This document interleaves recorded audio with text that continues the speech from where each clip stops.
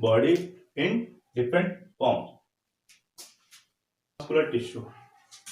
Muscular tissue is made up of elongated cells, and these are called muscle fibers. Correct? Muscle fibers. Actually, these are made up of special type of protein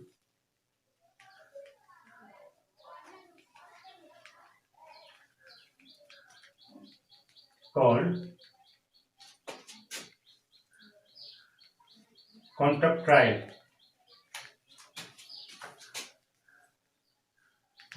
protein. And this contractile protein is specialized with the property of contraction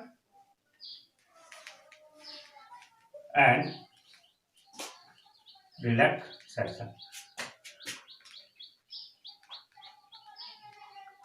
Contraction and relaxation. That means ultimately muscles are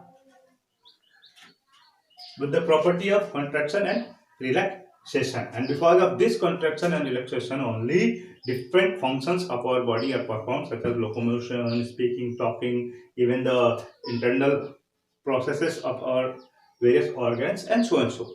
All over are the muscles present.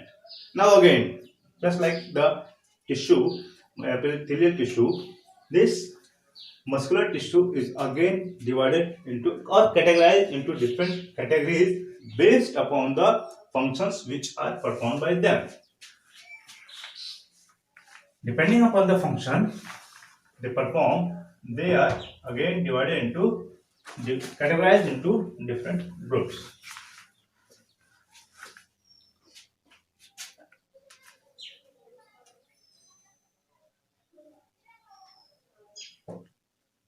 Striated,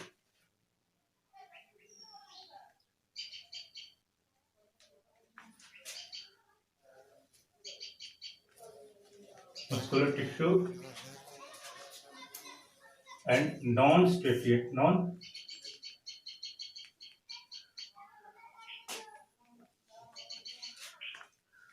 and the third one is cardiac.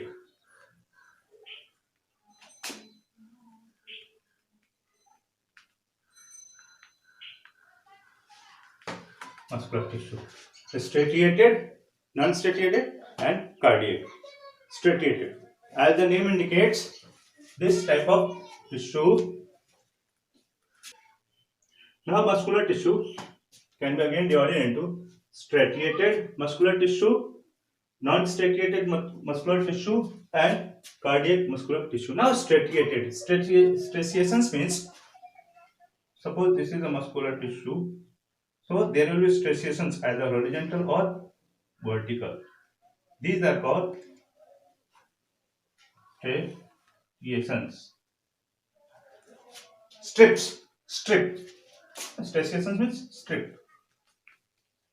As the strips you can see on the body of zebra, you have seen zebra, and on the body of the zebra you can see several strips that are called striations. So this type of muscles are striated, that means they have strips on their body, hence they are also called non-smooth, because they are not smooth due to the presence of these striations. They are called striated muscles. Now these muscles are also called voluntary muscles.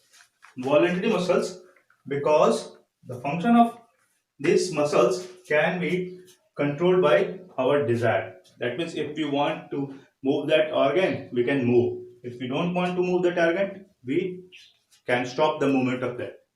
So because of our voluntary desire, we can move those organs, and hence they are also called as voluntary muscles. Now one other name is there with these, and that is the skeletal muscles. Now why skeletal muscles? Now just think, I can move this hand, my hand I can move. Now since movement of the limbs of the body parts is due to the relaxation and contraction of muscles, if we talk about this arm, the biceps and the triceps, The biceps and the triceps are the two type of muscles which are responsible for the movement of this arm. So since I can move this skeleton, this structure, the framework, the upper bone and the lower bone of my hand, the skeletals, because of these muscles, hence these muscles which are attached with the skeleton system, these voluntary muscles are attached with the skeleton system and they are also called as skeletal muscles. Got it? Now, striated muscles are voluntary muscles which we can move with our desire. And since these muscles are attached with the bones, the skeletal system, and they are also called as skeletal muscles. Got it? Now let us move to the non-striated. Non-striated means there are muscles which don't have strips or any striations. That means they don't have the strips, so they will be smooth. They will be smooth, and they are called involuntary muscles. Now, why they are called involuntary muscles? Just consider about the internal organs of your body, such as stomach, lungs, or the intestine. Can you control their movement? No, we cannot control them according to our desire. That means they are involuntary. So these type of muscles are found on such organs such as stomach, intestine, lungs, alveolus, etc. And hence those organs, the movement of those organs cannot be controlled by ourselves. Hence they are called the involuntary muscles or the involuntary organs. And since these muscles are responsible for the construction of those type of organs, hence they are called the involuntary muscles. Also, they are lacking the striations, hence they are called the smooth muscles. Got it? Now, it is clear about the striated muscles and non-striated muscles. Now, the third type of muscle. The third type of muscular tissue is the special type of muscular tissue which is found at only one organ, and you can very well understand by the name of it, which is the heart. Got it? Heart. You know very well about your heart. This is the organ which walks before our birth to the last breath without resting or without tiring.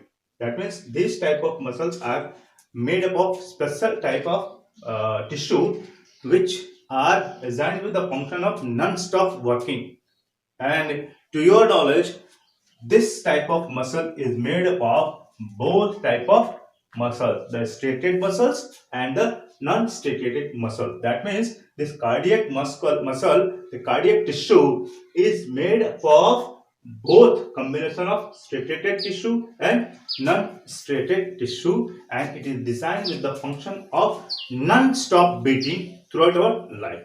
If the beating of heart is stopped, our life will be no more in existence. So cardiac muscle are special type muscles which are found only at our heart and which is made by the combination of both smooth tissue and rough tissue, the striated tissue and the non-striated muscular tissue. So this was all about your muscular tissue.